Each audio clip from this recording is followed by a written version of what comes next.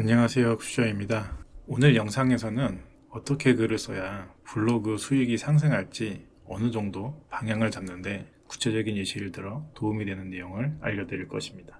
블로그로 수익을 얻고자 하시는 분들은 한 달에 100만 원만 들어도 좋겠다고 생각하시는 분들이 많으실 거예요. 유튜브 영상을 보면 한 달에 몇백씩 매달 통장에 들어온다던데 정말 블로그 운영만으로 그 정도 돈을 벌 수 있을까 하는 의심도 하실 거라고 생각합니다. 처음에는 블로그 포스팅을 시작하고 광고를 달 수 있도록 애드센스 승인만 되어도 좋겠다는 생각을 하고 시작을 하게 되는데, 많은 노력 끝에 드디어 승인이 되면 자는 시간에도 자동으로 돈이 들어오겠구나 생각을 하지만 한 달에 10달러도 발생되지 않는다는 현실에 현타가 오기 마련이죠. 저도 처음 블로그로 시작했을 당시에 여러분들하고 똑같은 생각을 했고 그 기분을 누구보다 잘한다고 생각합니다. 매달 내 통장에 100만원씩 입금되는 게 지금 당장 바로 가능하다고 말하지는 않겠습니다. 하지만 끈기를 가지고 포기하지 않는다면 누구나 다 가능하다고 확실하게 말씀드릴 수 있습니다. 현재 달성한 수익 인증이랑 블로그 방문자 수를 보여드리면서 어느 정도 시간이 걸렸는지 간단하게 설명을 드려볼게요. 앞서 말해드렸지만 하루에 평균 2에서 3달러의 수익이 생기고 가장 많은 날에는 10달러를 간신히 찍던 블로그에서 하루에 안정적으로 20에서 50달러를 꾸준히 수익을 만드는데 중요한 역할을 한 것이 무엇인지 구체적인 예시를 들어 설명해 드릴 테니 집중해서 끝까지 봐주세요. 우선 티스토리 블로그를 제가 시작한 계기는 우연히 유튜브 영상에서 블로그로 월 1000만 원이라는 영상을 보게 되는데 그게 티스토리 블로그였어요. 그 전까지는 저도 네이버 블로그만 있는 줄 알았거든요. 그리고 저는 매달 내 통장에 월급처럼 들어오는 블로그 수익을 원했고, 그래서 티스토리 블로그를 바로 시작하게 됐습니다. 티스토리 블로그를 시작하고 나서 제가 가장 첫 번째 포스팅이 언제였냐면은 3월 중순이었어요. 여기 보시는 것처럼 3월 달에 총 261명이 들어왔죠. 이때부터 이제 티스토리 블로그를 시작하게 됐고 1년 정도는 이제 꾸준히 했어요. 꾸준히 하고 승인도 받고 블로그 수익을 올리려고 여러 가지 공부도 많이 한 기간이었죠. 그렇게 1년 정도 열심히 했다가 제 예상만큼의 많은 수익은 나오지 않았지만 조금씩은 발생이 되었고, 하지만 제가 생각하기에 그 노력한 거에 비해 수익이 좀 적다고 생각은 하고 있었어요. 그러다가 이제 제가 공백기를 가져야 했는데 제가 일 때문에 블로그를 도저히 할 수 없는 그런 상황이 있었어요. 그래가지고 보시면은 매달 방문자가 줄고 있잖아요. 이게 제가 계속 블로그를 쉬었던 기간이에요. 여기서 쉬었다고 하는 기준은 그전까지 1년은 매일 1일 1포, 1일 2포 이런 식으로 유지를 하다가 한 달에 하나, 두 개 이렇게 간신히 포스팅을 했던 기간이에요. 어느 날은 아예 포스팅도 안 하고 그렇게 하면서 수익도 줄고 꾸준히 방문자도 줄게 되었는데, 그러다가 작년 10월 말에 다시 쉬었던 블로그를 시작했고 지금은 보시는 것처럼 차이가 엄청나게 나죠. 이번 달도 지금 2월 4일인데 딱 4일 지났는데 벌써 이만큼의 방문자가 생겼습니다. 어제는 59.91달러, 그냥 반올리면서 60달러라고 할게요. 이번 달은 벌써 116달러가 들어왔고, 지난달에 제가 584.77달러를 찍었어요. 아마 이번 달에는 600달러를 돌파를 할 것으로 예상을 합니다. 하루에 이제 50달러를 만드는 게 거의 가능해졌으니까 600달러는 충분히 넘겠죠. 사실 이 수익 인증은 크게 의미가 없다고 생각해요. 조작하려면은 얼마든지 조작할 수 있는 방법들이 많기 때문에 믿고 안 믿고는 보시는 분들이 판단하시면 될 것 같고, 이제부터 중요한 부분이에요. 구체적인 방법으로 설명을 드리는 것이니까 잘 들으세요. 그리고 이해가 안 간다면 꼭 몇 번씩 돌려보시고 자기 것으로 만드시기를 저는 추천드립니다.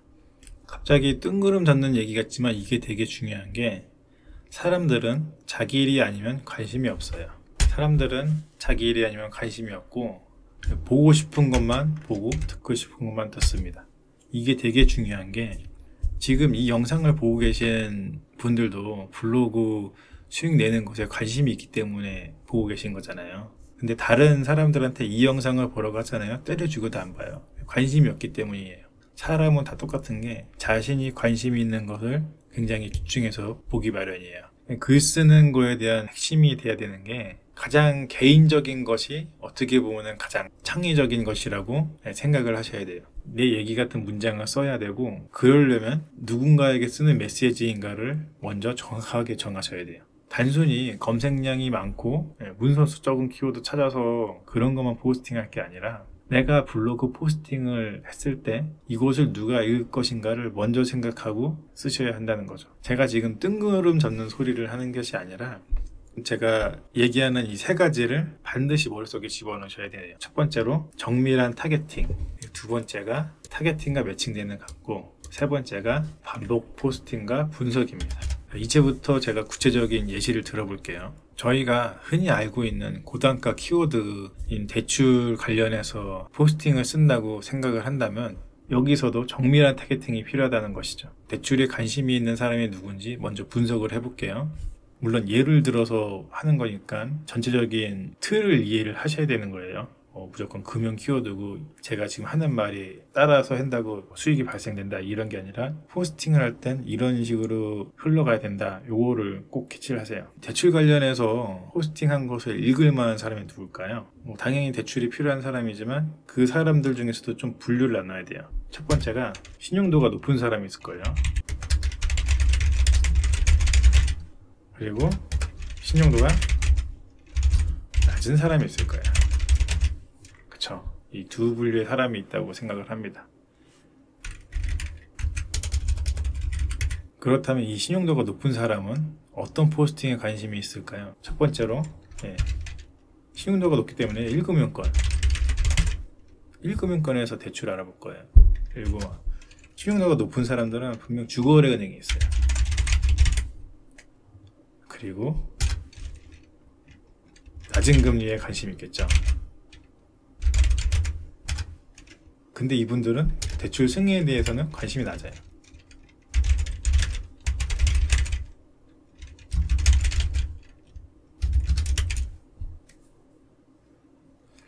이유는 이런 신용도가 높은 사람들은 애초에 대출에 대한 승인은 무조건 된다고 본인들도 인식을 해요.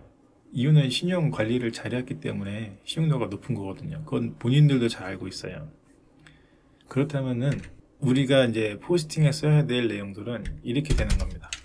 1금융권 관련 저금리 혜택, 1금융권 관련 저금리 혜택 등에 대해서 정보를 제공해주는 포스팅을 쓰는 것이, 이 신용도 높은 사람들이 그 포스팅에 대한 관심도가 상당히 높을 거예요. 자, 이제 그럼 반대로 신용도가 낮은 사람들에 대해서 타겟팅을 잡고 포스팅을 해야 한다면 어떻게 해야 될까요? 이 신용도가 낮으신 분들은 보통 2금융권 또는 그 이하 관심을 두고 대출을 알아볼 거고, 이런 분들은 대부분 기대출을 가지고 있어요. 그리고 정부 지원에 참 관심이 많죠.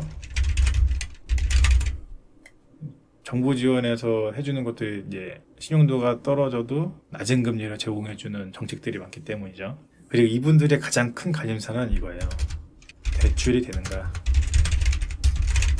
신용도 높은 사람들은 대출이 되는가 안 되는가에 대한 관심은 사실 낮은 반면에, 이분들은 금리가 높고 안 높고가 중요한 게 아니라 지금 대출이 되냐 안 되냐가 더 중요하거든요. 그렇다면은 저희는 이 포스팅을 2금융권 또는 낮은 신용도 간량대출 또는 정부 지원 대출, 그리고 대출 승인율, 이렇게 정해놓고 글을 쓰시는 거예요. 대출이라는 똑같은 주제에 대한 내용이지만, 이 신용도가 높은 사람과 신용도가 낮은 사람에 대해서 타겟을 정해놓고 쓰는 글의 정보성은 확연한 차이를 보여주고 있죠. 그리고 이렇게 정확하게 좀 타겟팅을 해서 포스팅을 하면은 그 글을 보고 들어온 사람들은 상당히 높은 확률로 광고를 클릭하게 될 확률이 높아요. 이렇게 맞춰서 글을 여러분들이 포스팅 하잖아요. 광고도 이거에 맞춰서 송출이 되기 때문입니다. 그리고 또 한 가지 중요한 사실을 제가 짚어드리자면, 내가 포스팅한 것이 검색이 돼서 사람들이 클릭을 할까, 몇 명이나 들어올까, 이런 거에 대해서 불안해하실 필요가 없어요. 애초에 이런 정확한 타겟을 노려서 포스팅한 글은 유입자 수가 적어도 광고가 클릭될 확률이 굉장히 높고요. 타겟팅이 정확히 잘 된 이 포스팅의 광고는 단가도 굉장히 높게 책정이 돼요. 하루에 1000명이 들어오는 포스팅 하나가 있더라도 특정 타겟을 노려서 쓴 글이 아니라 단순히 이슈성 글이면은 광고가 클릭될 확률도 낮을 뿐만 아니라 단가도 매우 낮아요. 근데 하루에 10명이더라도 그 중에 두세 명이 클릭하고 한 번 클릭당 5달러, 4달러 되는 그런 글을 100개, 200개 계속 포스팅 하잖아요. 그럼 여러분들 수익이 아까 제가 보여드린 것처럼 하루에 50달러, 60달러 금방 채워져요. 물론 더 높은 효율을 내려면은 마케팅과 광고를 또 알아야 하고 직접 광고를 지출하는 사업자 입장도 돼보셔야지 더 이해를 잘 하시겠지만, 그것에 대해서 좀 더 자세하게 다루려면은 영상이 굉장히 길어지니까 그거는 제가 다음번에 한번 다뤄보도록 할게요. 여러분들도 필요할 때는 한 가지만 검색하고 다음번에 검색을 안 하시잖아요. 그러니까 내가 사람들이 많이 검색을 하겠어 이런 생각을 가지시겠지만 그거는 그냥 내 생각이에요. 오늘도 대출이 필요한 사람이 있고, 내일도 대출이 필요한 사람이 있고, 모레도 대출이 필요한 사람도 있고, 갑자기 한 달 뒤에 급전이 필요한 사람도 있고, 상황이라는 거는 계속 수많은 사람이 있기 때문에 계속 검색된단 말이에요. 그거를 명심하시고 내 기준으로 항상 포스팅을 하지 마시고 더 넓은 시야로 포스팅을 해야 된다고 저는 생각을 하고요. 마무리를 좀 하자면은 어떤 플랫폼이라도 한 번에 크게 수익이 나는 것은 힘들어요. 여러분들도 금방 하루에 50달러, 100달러 찍을 수 있는 날이 올 거니까 걱정 마시고, 지금 힘들잖아요. 그럼 되게 잘하고 계신 거예요. 그런 거니까 포기하지 않았으면 좋겠습니다. 저도 하루에 50달러 찍는데 2년 걸렸어요.